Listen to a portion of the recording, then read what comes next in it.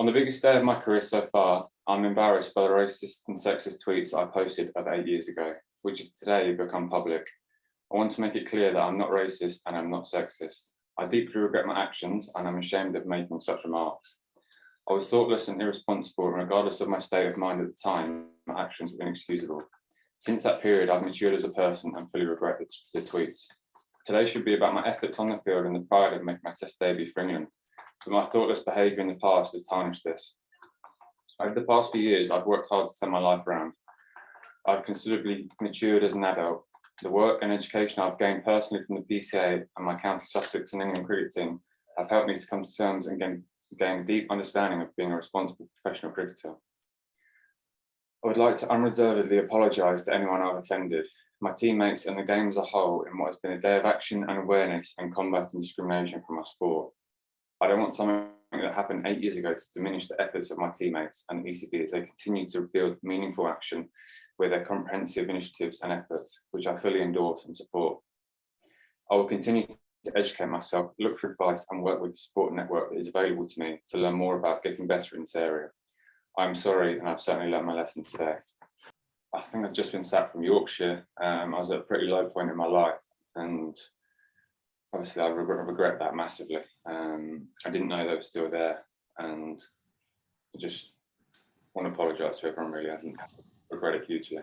Yeah, just an overall assessment of your day. You know, your plans must have come to fruition with getting Tom and Ross as well. Yeah, it was a good day. Obviously, it was nice to get my first Test match wicket. It was quite tough for the bowlers out there. It was a slow first session. We spoke at lunch about trying to keep it tight and just trying to nick 1 or 2 out each session, really. Devon obviously batted very well on debut, and we've got work to do in the morning.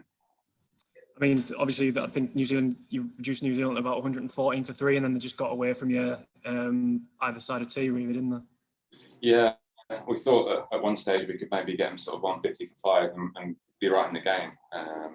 But Nichols and Conway obviously batted very well to bat out the day and applied themselves brilliantly. I just wanted to ask you, Ollie, thanks for taking the time as well. Just the importance of wearing the anti-discrimination t-shirts, obviously in the warm-ups beforehand. You know, how important is that to unify and show that message? Yeah, hugely. As a group, we're trying to move in that direction, and we're all trying to learn and become better humans. And it was massive this morning that we showed that unity. And also, just today, you know, what was it like to, you know, step out of Lords for the first time, you know, as a debut, and, you know, as David said, you know, to get those first 2 wickets?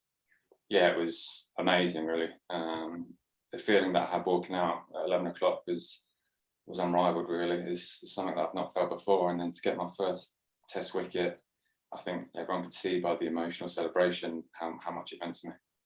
And just lastly, I just wanted to ask it, what kind of advice did you get from kind of the more experienced bowlers in the team, like Stuart Broad and Jimmy Anderson?